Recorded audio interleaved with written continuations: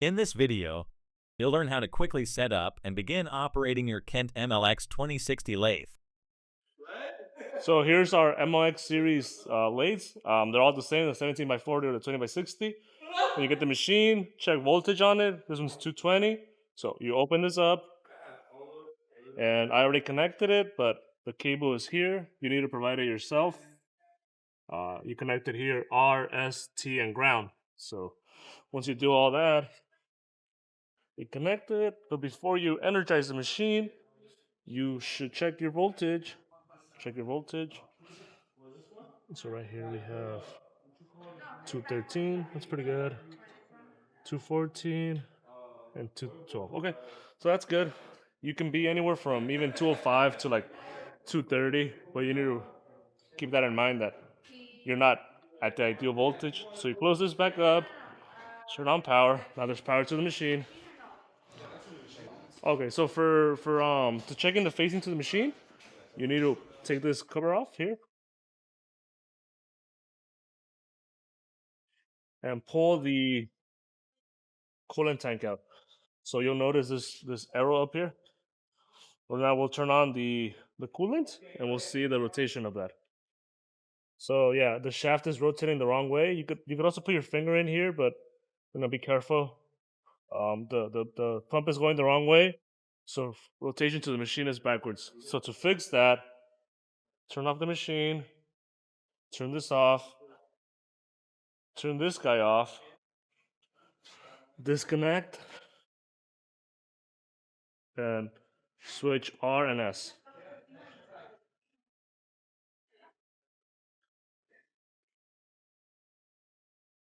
So now we connect the machine back.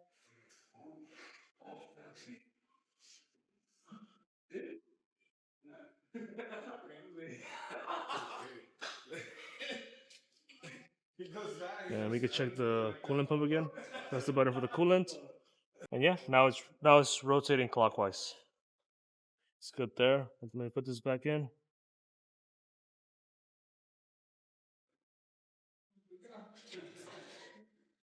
So now another test is down is supposed to be forward.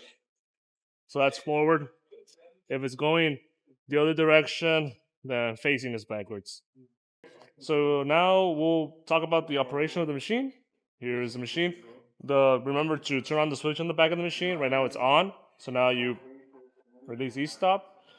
This machine has this switch here. So if you have this open, and the switch is back here. If you have it open, you can't do anything, right? Right there you can. So safety switch for this door to be closed. Now I'll demonstrate a couple of speed changes. So right now we're on A4, so that means we're on 90 RPM. So I'm just gonna go to B, and sometimes you need to do this. So you need to open this and move it in place. You need to hear the detent. So right there I'm on B, and then I will go to, let's say, 3, all the way up top. Right there. I'm on B3. Your first instinct is gonna be to turn this on. Don't do that. Press this one time. Make sure you're in gear. See right there, I'm not in gear actually. So now I'm in gear. So you come over here, turn on the machine, and now I'll talk about these two. This is called the lead screw. This is to make threads. This is called a feed rod. This is for feeds and just feeds.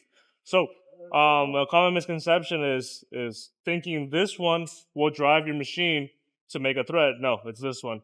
So right now, it just so happens that the way this is set up is making them both move. But right now I have it set for a 1.0 metric thread.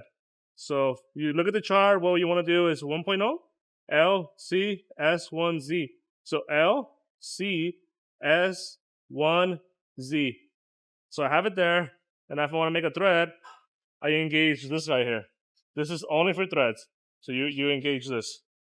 Now you see it move. Okay, that's pretty much it. Now, it just so happens that it's also moving the feed rod. It's probably giving you some feed rate, but it's not going to be on the chart. So to engage the feed rod, you engage this guy, and now this is moving slowly. So if you want to change direction on this, you disengage the feed rod and you pull this one. So now you engage it. This one, you pull this guy, you engage it. Now it's going the other way towards the chuck. Now again, if you want to move this one, see right now this one's not engaged. If you want to do that, lift this up and you pull this other lever. Pull this lever, engage it, and now this guy's moving. You do have to be mindful that you don't move these two plunge style levers while it's in motion. You can damage something. So you need to pop it out, disengage it, and then move it. So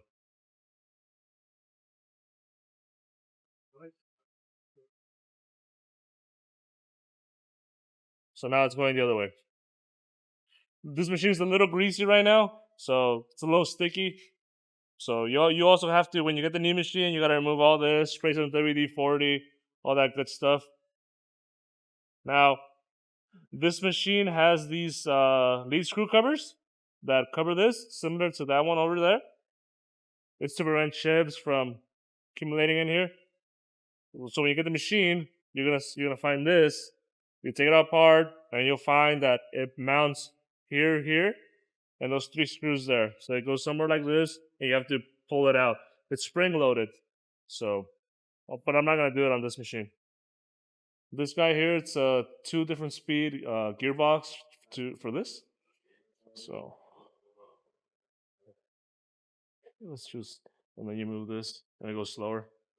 4 to 1, 1 to 4. So that's it. Pretty much it on that. This is to lubricate your machine. You pull this, you push it, and there's oil in here, down here. This oil lubricates. When you push this, it lubricates it sideways. So you need to do that every once in a while. This screw too. You see this notice here? You do have to loosen the screw before you move the machine. And it goes with everything. Don't power anything unless it's free moving by hand. So I did that before the video. Everything was free moving by hand. This is called the thread chasing dial. This has a chart down here, and it tells you, for instance, if you want to do a thread with 4, 8, 12 all the way down, you can engage and disengage the half nut on any position here. But if you're doing something more tricky like 2.5 threads per inch, you can only engage the half nut at one, or I'm sorry, the half nut at the one position here. So this thing rotates when you're threading, and you have to catch it here. So you catch it there. So, but this only works for inch thread. It does not work for metric threads. And that's it for this video. Just a quick little introduction to the machine. Any other questions, just feel free to call us or email us.